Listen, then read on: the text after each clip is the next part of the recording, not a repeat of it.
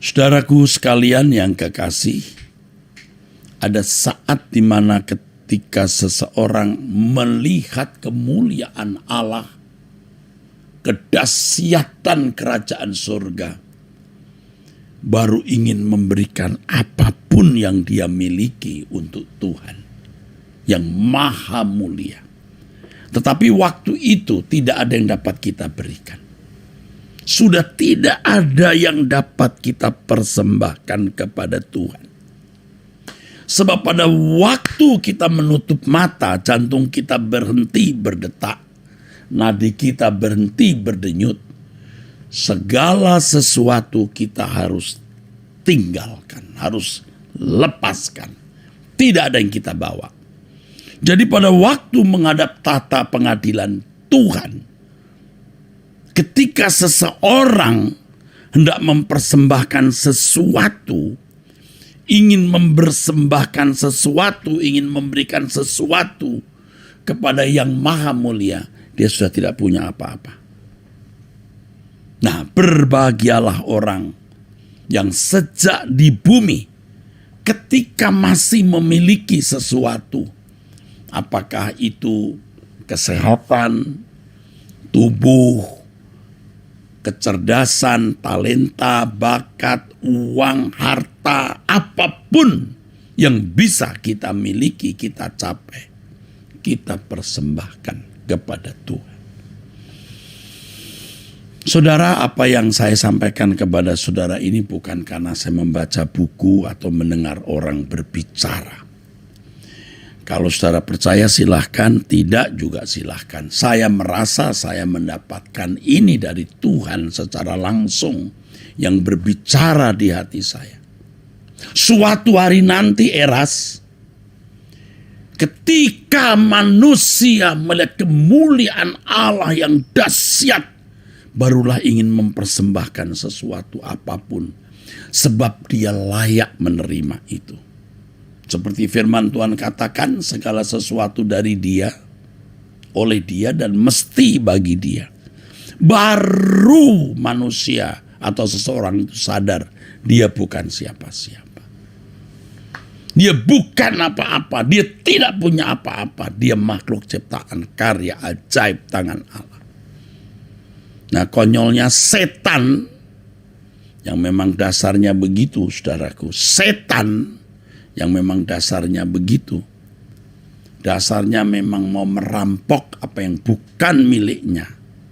Itu telah meracuni banyak pikiran manusia, sehingga manusia merasa punya hak untuk menggunakan apa yang ada padanya untuk kesenangannya sendiri. Nah, inilah yang mencelakai manusia. Nah, melalui suara kebenaran yang disampaikan, kita disadarkan siapa kita ini di hadapan Tuhan, saudara. Bukan siapa-siapa. Kita ini milik Tuhan, saudaraku sekalian. Segala sesuatu yang ada pada kita itu milik Tuhan, saudaraku. Semua milik Tuhan. Semua Tuhan punya. Dan mestinya kita persembahkan walaupun kita punya kesempatan untuk kita miliki sendiri. Ya, untuk menjadi kesenangan, kesukaan kita sendiri. Tapi kita memilih Tuhan ambil hidupku. Ini memang menyakitkan, saudara. Benar. Ketika seseorang memberi dirinya bagi Tuhan seluruh hidupnya, tentu termasuk harta, uang, dan semua waktu dan lain sebagainya, untuk kerajaan surga, untuk kesukaan Allah, sakit memang pada mulanya. Tetapi lama-lama menjadi irama dan kebutuhan. Nah, kesempatan yang berharga ini jangan saudara sia-siakan. Selagi masih bisa berbuat sesuatu bagi Tuhan, selagi masih memiliki sesuatu untuk kita persembahkan, kita persembahkan bagi Tuhan. Jangan sampai nanti ketika menutup mata baru mau mempersembahkan hidup bagi Tuhan.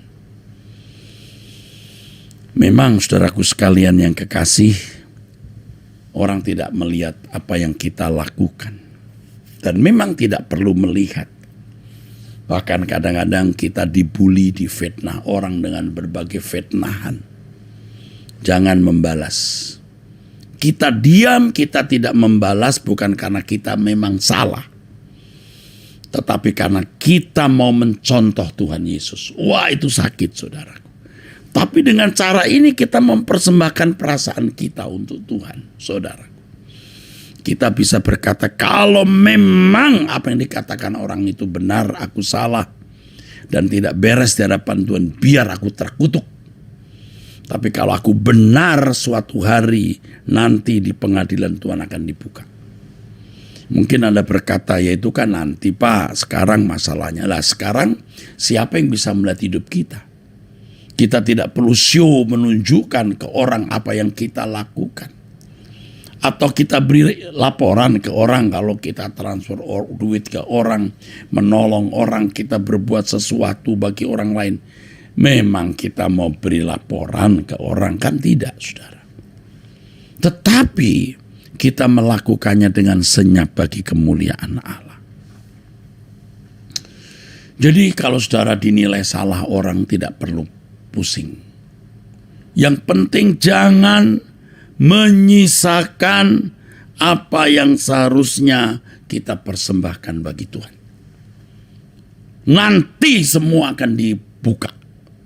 Apakah Anda termasuk orang terkemuka di kerajaan Allah, atau saudara tidak layak masuk kerajaan Allah? Nanti. Dan nanti itu bisa kapan saja, saudara. Kalau perang dunia ketiga meletus, lalu nuklir di mana-mana, saudaraku, merusak kehidupan. Nah, kita kan juga sudah pasti kebagian. Nggak masalah, karena kita sudah mengosongkan hidup kita.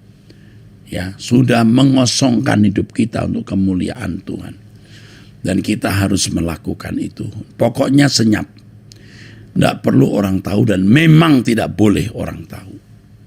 Tetapi saudara, saya kira tidak bisa ditutupi ya. Kalau sampai setiap pagi kita bangun pagi, nanti kita punya waktu, jadwal doa puasa. Ya. Cari apa sih, saudara? Mau nyari apa sih kita melakukan ini semua? Untuk apa? Untuk apa? Untuk apa? Kecuali kita sungguh-sungguh mau bebenah, mau berkemas-kemas, menantikan kedatangan Tuhan atau menantikan hari kematian kita yang tidak pernah kita tahu kapan, dan menjadi hari kebahagiaan kita. Ya. Menutup renungan ini, saya naikkan pujian, tak pernah kau tahu denyut akhir langkahmu, desah terhenti di tepi peraduan. Tak pernah kau tahu denyut akhir langkahmu, desah terhenti di tepi peraduan. Untung bunga tak lagi menyapa embun pagi, fajar mentari seakan tak pasti. Kerlingmu tak mampu beri isyarat bisu, kosong tatapan tanda kering harapan. Tamat pentas hidupmu, segalanya terasa pilu, sepi sendiri di lorong kekalmu. Siapapun tak akan bisa membusungkan dada tatkala roh jiwa lepas dari raga. Baru kau sadari kau bukan siapa-siapa, betapa nestapa dirimu. Angkuhmu dalam kemewahan, meremehkan Tuhan, kau bawa dirimu dalam kehinaan. Andaikan sekarang masih ada kesempatan, Ini tinggal satu sisa peringatan. Mungkin ada di antara saudara yang berkata, kita mau habis-habisan sih buat Tuhan, Pak. Tapi bagaimana caranya? Hampir nggak pernah ada pendeta benar. Pendeta memperkaya diri, pendeta punya ini, punya itu, pakai uang kita, ya. Mobil mewah, sementara jemaat miskin. Saudara, ingat yang saya sampaikan. Jangan memberi persembahan ke gereja yang salah atau pendeta yang salah. Caranya gimana? You tanya Tuhan. Tentu saya bicara ini tidak ada maksud kasih Erastus ya, kasih GSKI Rehoboth. Waduh, itu memalukan. Itu hina. Orang Jawa bilang nesto, rendah. Nah, banyak orang-orang kaya yang miskin. Orang miskin itu orang yang tidak memperkaya orang, yang tidak memperdulikan orang lain. Orang kaya yang sesungguhnya orang yang menghabiskan hidupnya untuk kebahagiaan, kesejahteraan, dan keselamatan orang lain. Jadi banyak orang kaya yang miskin, saudara. Lebih miskin dari orang miskin. Orang kaya yang sesungguhnya orang yang membagi hidupnya untuk orang lain dengan tulus. Nah, saudara, kalau bertanya, kita sih tidak keberatan, Pak, mendukung pekerjaan Tuhan. Tapi pendeta sekarang kan pendeta pada nggak benar. Maka saudara tanya Tuhan. Saudara jangan pakai feeling manusia. Yuk tanya Tuhan kalau Tuhan itu hidup. Supaya jangan salah alamat. Juga jangan ke Erastus atau GSKI Rehoboth, Arta Gading. Kalau saudara merasa bukan, tidak layak, jangan. Ini pendeta nggak benar. Oh silahkan Anda tanya Tuhan. Jangan sampai saudara menilai salah dan saudara kehilangan kesempatan yang berharga. Sekali lagi, tanyalah Tuhan. Jangan Anda mendengar yang salah. Tanya Tuhan, biar Tuhan yang akan berbicara kepada saudara. Ingat, mari kita habiskan hidup kita untuk Tuhan, supaya suatu hari kita jangan menyesal.